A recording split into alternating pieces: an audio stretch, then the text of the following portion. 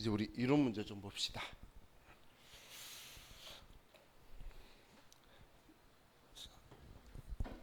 1번. 다음은 도매업을 영위하는 주식회사 한국의 비용 관련 자료이다. 영업외 비용의 합계액은 얼마인가? 자, 이번 영업외 비용 이야기하네요. 자, 그럼 첫 번째 복리후생비는 우리 영업 비용이죠.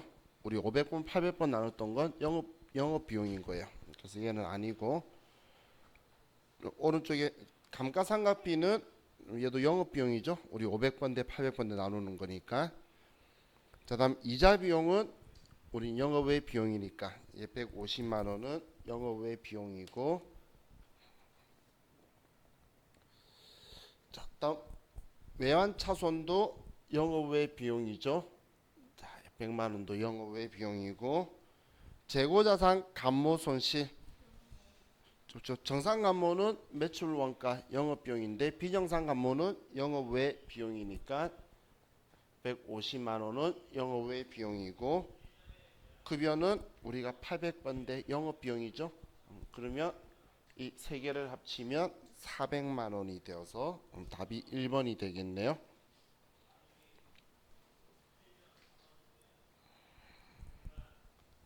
자, 2번. 다음은 재무회계 개념 체계에 대한 설명이다. 회계 정보의 질적 특성 중 무엇에 대한 설명인가? 자, 제 질적 특성 저번 주말인가 했었죠? 그죠? 했죠? 질적 특성, 회계 질적 특성, 예피적 이런 거 안 했나요? 했죠? 그 문제라고 안 했으면 내가 안 했을까봐 했죠라고 물어본 거였어요. 자, 그럼 정보 이용자가 기업 실체의 미래 재무 상태, 경영 성과, 순현금 흐름 등을 예상하는데 그 정보가 활용될 수 있는 능력을 의미한다. 예를 들어 반기 재무제표에 의해 발표되는 반기 이익은 올해 연간 이익을 예상하는 데에 활용될 수가 있다. 자, 그럼 지금 얘는 목적 적합성의 예측 가치를 이야기하는 거죠. 그래서 답은 2번이 되겠네요. 자, 다음 3번 볼게요.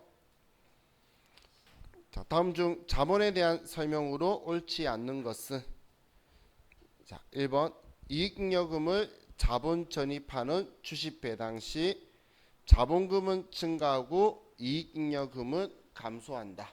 자, 우리 주식 배당할 때 이익잉여금을 주식 배당한 만큼 줄일 거고 우리가 주식을 발행해서 줄 거니까 자본금이 증가하겠죠. 그렇게 적혀 있으니까 1번은 맞는 이야기고, 두 번째 주식 발행 초과금은 주식의 발행가액이 액면가액을 초과하는 경우 그 초과 금액을 말한다.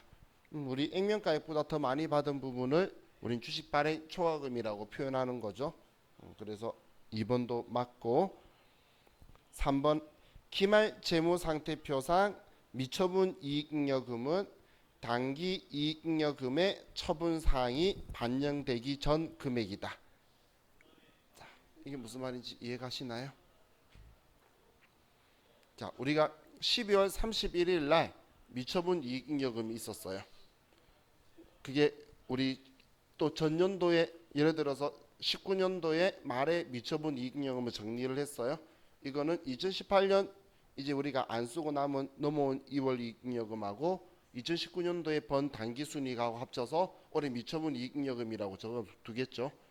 그걸 가지고 올해 2월 달이나 이때 주주총회에서 얘를 배당하겠죠. 그럼 우리 장부상의 미처분 이익잉여금은 주주총회 하기 전 금액인 거예요. 그죠? 지금 그 이야기예요. 기말 재무상태표상 미처분 이익잉여금은 당기 이익잉여금의 처분사항, 우리 주주총회나 이런 거에서 처분사항이 반영되기 전 금액이다라고 적혀 있으니까 정확한 지문인 거죠. 그것 때문에 우리 오늘 첫 시간에 그 미처분 이익잉여금 금액을 제일 위에 있는 금액을 본 거예요. 아래쪽 처분사항이 있어도 반영이 안 되고 우리 재무상태표와 같이 연결되는 거는 그 전 금액 가지고 연결되어 있으니까, 그래서 제일 위에 있는 금액을 쓴 거예요. 자, 다음 4번 주식 배당과 무상증자는 순자산의 증가가 발생한다. 자, 순자산은 자본을 이야기하는 거죠. 근데 우리 주식 배당이나 아니면 우리 무상증자라고 표현하는 것들은 차변 대변이 전부 다 자본으로 구성된 분기이기 때문에 총 자본에는 변화가 없는 거래죠. 그런데 우리 순자산이 자본의 증가가 발생한다라고 했으니까 4번이 틀린 거예요.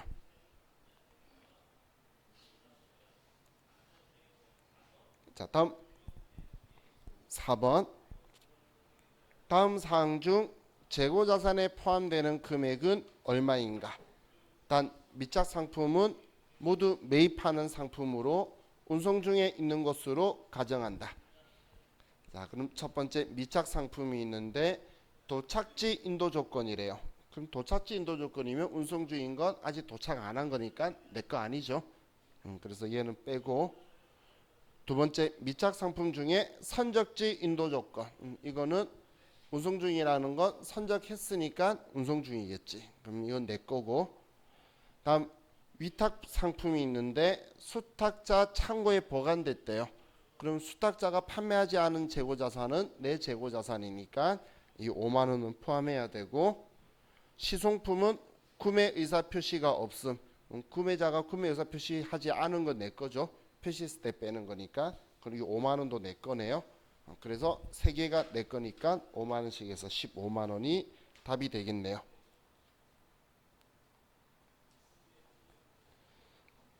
자, 다음 5번.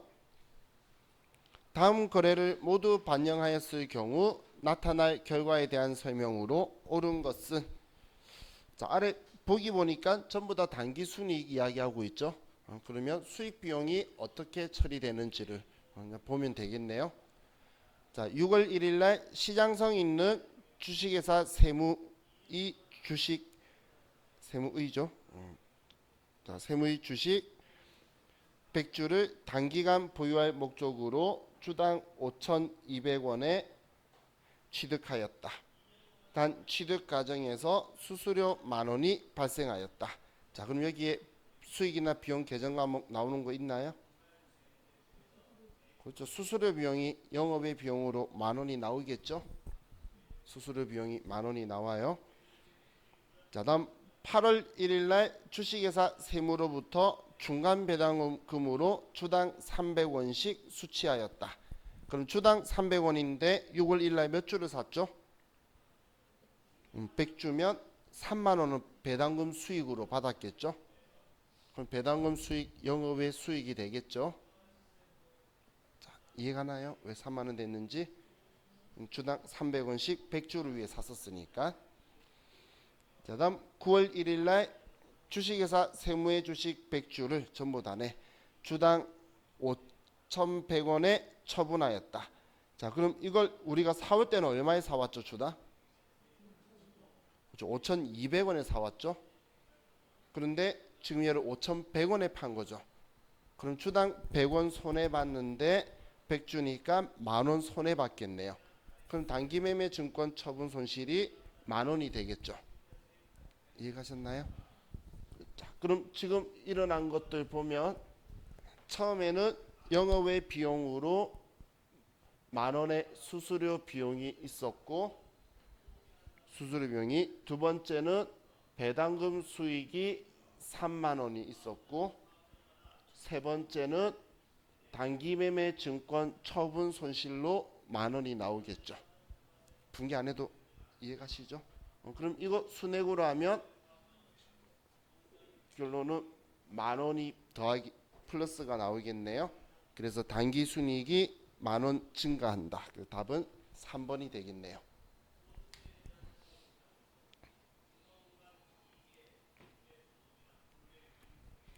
자, 6번. 다음의 내용을 수정 분기하는 경우 적절한 회계 처리로 옳은 것은, 자, 1번 임직원의 퇴직금과 관련하여 외부 금융기관의 보통예금 계좌에서 50만 원을 예치하면서 회계 담당자가 확정급여형 퇴직연금으로 회계 처리하였다.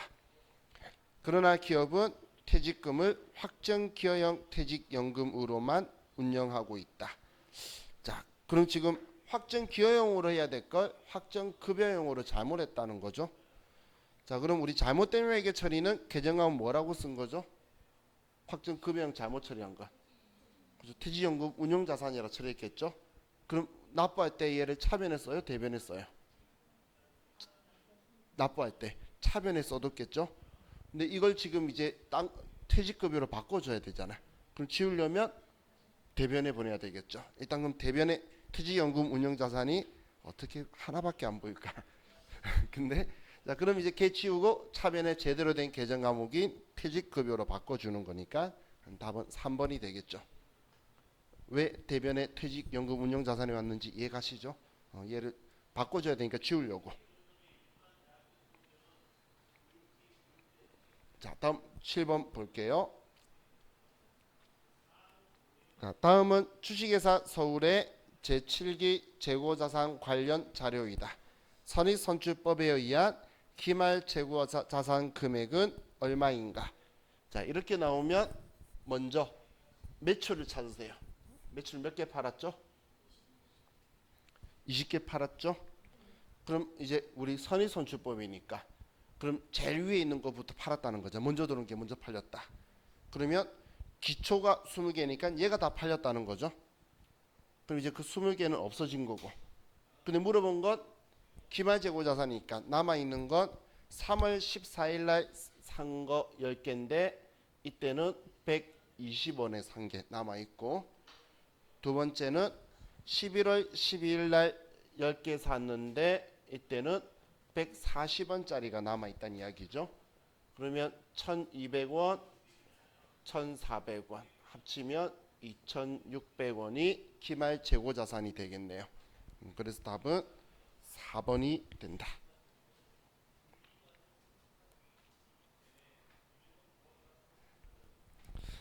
자, 8번. 다음 중 유동부채에 해당하는 금액을 모두 합하면 얼마인가? 자, 유동부채 이야기예요. 첫 번째, 외상매입금은 유동부채고, 장기차입금은 비유동부채인데 괄호에 유동성 장기부채 30만원 포함이니까 유동성 장기부채는 유동부채고 30만원은, 단기차입금은 유동부채, 미지급 비용도 유동부채, 선수금도 유동부채. 그럼 엄청 많네. 그럼 10만원, 30만원, 15만원, 5만원, 7만원 이걸 다 더해야 되겠죠. 그럼 다음 67만원이면 답은 2번이 되겠네요. 자, 다음 9번.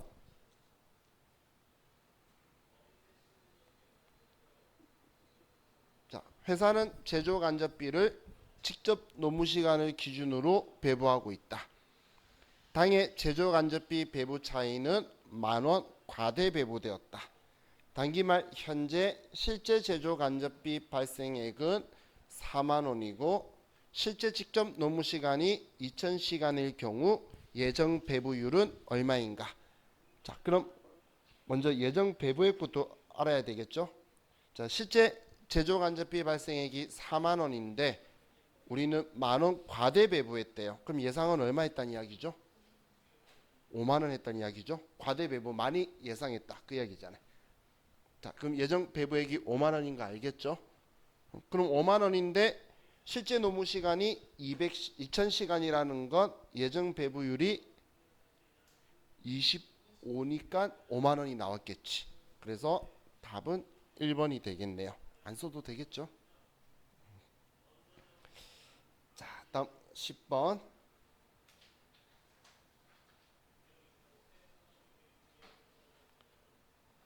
자, 종합원가 계산 방법과 개별원가 계산 방법에 대한 내용으로 올바르게 연결된 것은.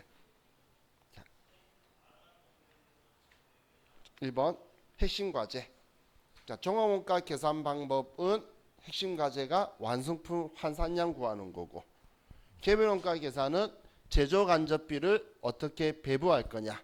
자, 그런데 얘는 뒤집어 적어놨죠. 그래서 1번은 틀렸고, 2번 업종은 종합원가 계산은 우리는 소품종 대량 생산 방식이고 개별원가 계산이 다품종 소량 생산에 맞는 건데 그 건설업은 개별원가 계산이 맞고 식품 제조업은 종합원가 계산이 적절하겠죠. 얘도 둘이가 서로 뒤집어졌고. 다음 3번에 원가 집계는 공정 및 부문별로 집계하는 거, 공정별 이런 말 적혀 있으면 종합원가 계산이고, 개별 작업별로 집계한다, 얘는 개별원가 계산이니까 3번은 맞네요. 자, 다음 4번의 장점. 자, 우리 종합원가 계산은 우리가 경제적이고 빠르게 편리하게 나누게 n분의 1 할 수 있으니까 편한 방식이고, 개별원가는 한 개씩 하니까 한 개당의 금액은 당연히 더 종합원가보다는 더 정확할 수가 있는 거죠. 그래서 얘도 두 개가 뒤집어졌죠. 근데 이 글자 보기들 보면 안면이 있지 않는가요? 우리 세무이급 이론 문제도 그렇고 회계일급 이론 문제도 그렇고 그냥 이 글자들을 틀로 잡고 그냥 마음대로 왔다 갔다 하고 있으니까 제대로 된 틀을 가지고 한번 인지해 두시면 나왔을 때 여러분들이 원활하게 잘 하실 수 있을 것 같아요. 자, 다음 11번. 다음은 원가 개념에 대한 설명이다. 공인중개사 수험서 구입비 5만 원은 어떤 원가를 의미하는가? 공인중개사 수험서 구입비네요. 자, 공인중개사 자격시험을 위해 관련 수험서 5만 원에 구입하여 공부하다가 진로를 세무회계 분야로 전환하면서 전산 세무회계 자격증 수험서를 4만 원에 새로 구입하였다. 자, 그럼 공인중개사 수험서 5만 원은 이미 구입하여 공부하다가 이게 해버린 거죠. 그러면 매몰 원가가 되겠네요. 아니, 공인중개사 공부하다가 세무회계 분야로 전환하면 부동산 세법을 공부하면 되지 왜 전산 세무를 공부해? 그죠? 아무튼 매몰 원가네요. 자, 다음 12번. 다음 중 원가에 대한 설명으로 가장 옳지 않는 것은 1번 직접 재료비는 기초원가에 해당한다. 우리 기초원가는 직접 재료비, 직접 노무비니까 기초원가에 해당한다. 정확한 지문이고, 2번 매몰원가는 의사결정 과정에 영향을 미치지 않는 원가를 말한다. 얘는 비관련 원가죠. 매몰원가는. 그래서 정확한 지문이고, 3번 고정원가는 조업도의 변동에 관계없이 원가가 일정한 원가를 말한다. 자, 고정원가에서 조업도 변동 증감에 상관없이 총원가가 일정하다. 그럼 고정원가 맞죠? 그래서 3번도 맞고, 4번 직접원가란 특정한 원가 직접 대상에 추적할 수 없는 원가를 말한다. 추적할 수 없으면 간접원가고 추적할 수 있을 때의 직접원가니까 4번이 틀렸네요. 자, 다음 13번. 다음 중 부가가치세법상 재화 공급 시기에 대한 설명으로 옳지 않는 것은 1번 상품권을 외상으로 판매하는 경우에는 외상대금 회수일을 공급 시기로 본다. 자, 우리는 그 부가가치세법에서 공급 시기라고 잡는 거는 우리가 상품을 인도하면서 우리 상품권을 회수하고 이때가 공급 시기로 보는 거죠. 그런데 뭐 돈이 회수된다 이런 건 보는 시점이 아니에요. 그래서 1번은 틀렸고, 2번 폐업 전에 공급한 재화의 공급 시기가 폐업일 이후에 도래하는 경우에는 그 폐업일을 공급 시기로 본다. 당연히 폐업하면 이제 비사업자가 되기 때문에 폐업한 날에 전부 다 정리를 끝내버려야 되겠죠. 그래서 자, 2번 맞고, 3번 반환 조건부 판매의 경우에는 그 조건이 성취되거나 기한이 경과되어 판매가 확정되는 때를 공급 시기로 본다. 우리가 조건부 같은 경우는 그 조건이 성취되는 그런 타임이죠. 그래서 3번도 맞고, 4번에 무인 판매기를 이용하여 재화를 공급하는 경우에는 당해 사업자가 무인 판매기에서 현금을 인치하는 때를 공급 시기로 본다. 오늘 자판기에서 돈 뺄 때 제가 황당하다고도 전에 표현했지만 원칙은 그 뺄 때가 공급 시기예요. 그래서 우리 틀린 답은 1번이 틀렸고, 다음 14번. 다음 중 부가가치세법상 영세율과 면세에 대한 설명으로 옳지 않는 것은 1번 면세사업자는 부가가치세법상 납세 의무자가 아니다. 면세사업자는 우리는 부가가치세법상 납세 의무자 아니죠. 다음 2번 면세사업자가 영세율을 적용받고자 하는 경우에는 면세 포기 신고를 해야 한다. 우리 면세사업자 영세율 하려고 그러면 면세 포기 신고해야 되죠. 자, 다음 세 번째 영세율은 부가가치세 부담이 전혀 없는 완전 면세 제도에 해당한다. 영세율은 완전 면세 제도, 면세 제도는 불완전 면세 제도. 자, 다음 4번 면세 제도는 소비지급 과세의 원칙을 구현하고 부가가치세의 역진성을 완화하기 위해 도입된 제도이다. 면세 제도가 부가가치세의 역진성을 완화하기 위해서 만들었다는 맞는데 소비지급 과세의 원칙을 구현하기 위해서는 영세율을 쓰고 있는 거죠. 그래서 4번이 틀렸네요.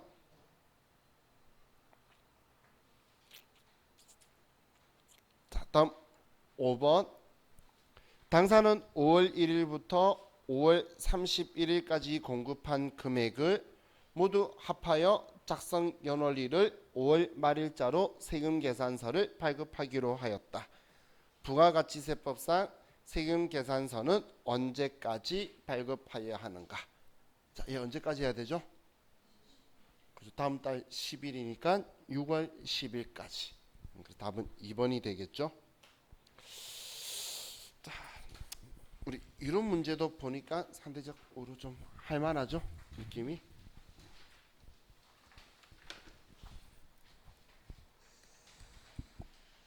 그러면 먼저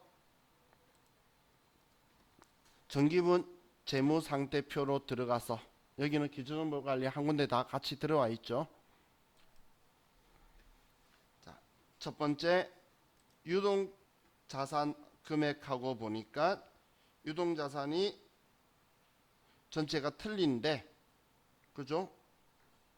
컴퓨터는 4억 7,300 얼마 적혀 있는데 우리 문제는 4억 7,500이라 적혀 있으니까 그럼 여기에서 당좌 자산을 가보니까 당좌 자산에서 틀리네요.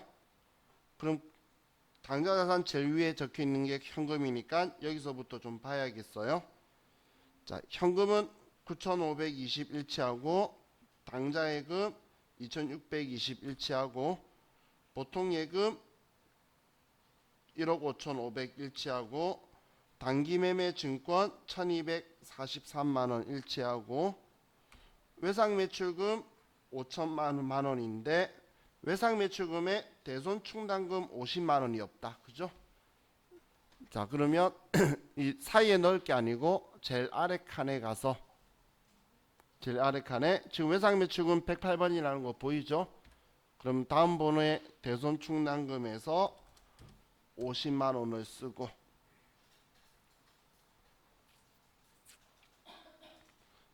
그래도 아직 당좌 자산은 금액이 안 맞죠? 자, 그러면 계속 연결해서 자, 받을 어음 6천만 원이고 대손충당금 60만 원이고 단기대여금 500만 원이고 미수금이 300만 원인데 30만 원 적혀 있네.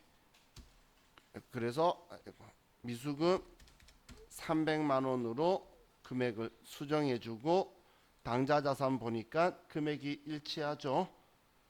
그리고 재고 자산은 일치하니까 넘어가고 그래도 아직 아래 보시면 차익이 남아 있죠. 아직 틀린 게 있다는 거예요. 지금 이 금액하고 이 금액하고 일치해야 되는데 일치 안 한 거예요. 그럼 아직 있다는 거예요. 자, 그럼 비유동 자산에서 금액이 틀리네요. 일단 투자 자산이 1200인데 120 적혀 있어요.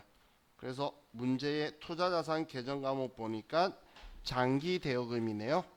그럼 장기 대여금을 120만 원을 1200만 원으로 수정하고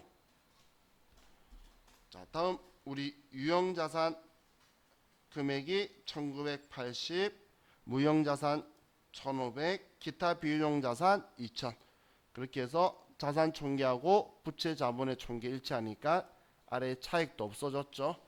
차익이 없어지면 내가 정확하게 맞췄구나 이렇게 생각하시면 돼요. 자, 이렇게 하면 재무제표 등 문제는 끝났고,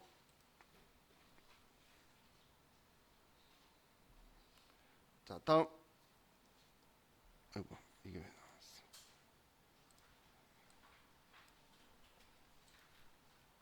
자, 3번에 거래처별 초기 2월 등록 및 수정. 자, 그럼 거래처별 초기율인데 여기에는 계정 과목이 이렇게 한 개가 적혀 있고 받으러 이거에 대한 두 개의 내역을 써주면 되겠네요. 자, 그럼 문제도 받으러옴에 대한 거래처별 초기월 사항을 등록하시오.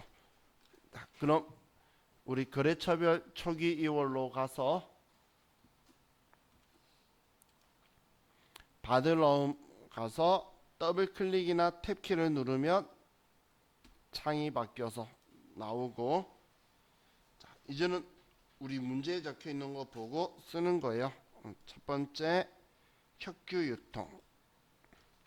자, 어음의 만기가 피고의 2020년 2월 15일이고 어음 번호는 02-2019-1115-1234-56789. 금액은 3,800만 원이고 수치 구분은 자수, 발행인은 혁규 유통, 자수니까.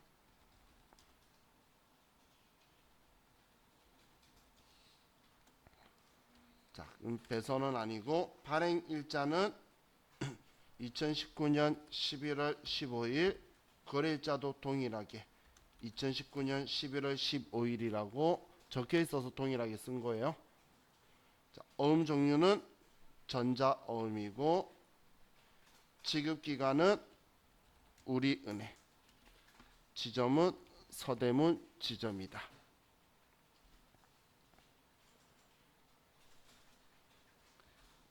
다음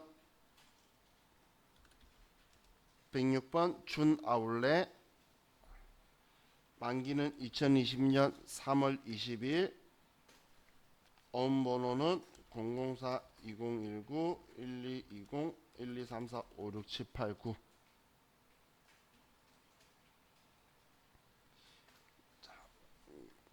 다음 금액은 2,200만 원이고 발행자는 준아울렛이고 발행일자 2019년 12월 20일, 전자어음이고 국민은행 서대문 지점이다.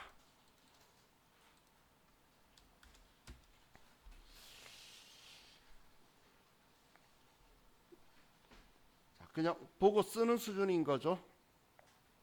보고 쓰는 거니까 다 끝나면 위아래 보시면 ESC 키 누르면 다시 돌아간다고 되어 있으니까 ESC 키 누르면 이제 차익이라는 애가 사이에 없어졌죠.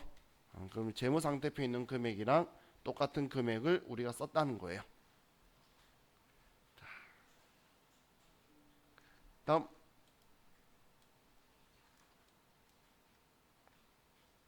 증빙에 의한 전표 입력이 있는데, 자, 우리 그 TAT 2급할 때는 이 거래 자료 입력 여기에 있는 내용이 일반 전표도 있고 매일 매출 전표도 있었죠. TAT 2급은 두 개가 섞여 있어요.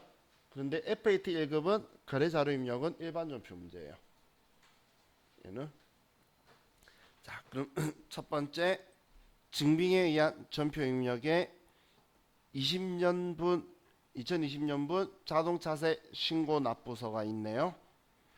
자, 상품 배송용 트럭에 대한 자동차세를 현금으로 납부하였다.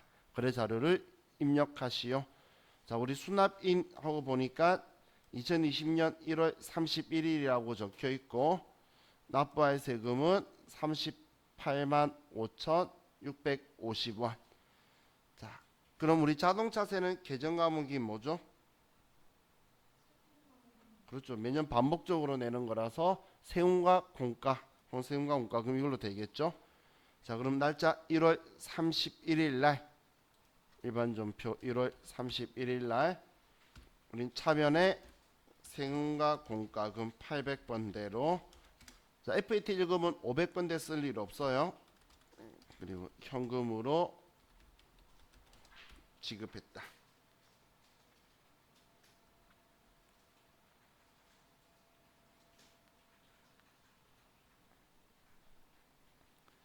자, 다음 두 번째, 자, 3만원 초과 거래 자료 입력에서 주식회사 건강 마스크는 직원들의 건강복지를 위하여 손세정제를 구입하고 직원들에게 배부하였다. 대금은 현금으로 지급하였으며 영수증을 수취하였다. 회사는 이 거래가 지출증명서류 미수치 가산세 대상인지를 검토하려고 한다. 거래 자료를 입력하시오. 복리후생비로 처리할 것. 영수증 수취명세서 1번, 2번 서식을 작성하시오. 자, 우리 FAT 1급에서는 우리는 가산세 대상이 아닌 걸 볼 일이 없어요. 그래서 3만 원 넘어가면 전부 다 가산세 대상이다라고 생각하시면 돼요.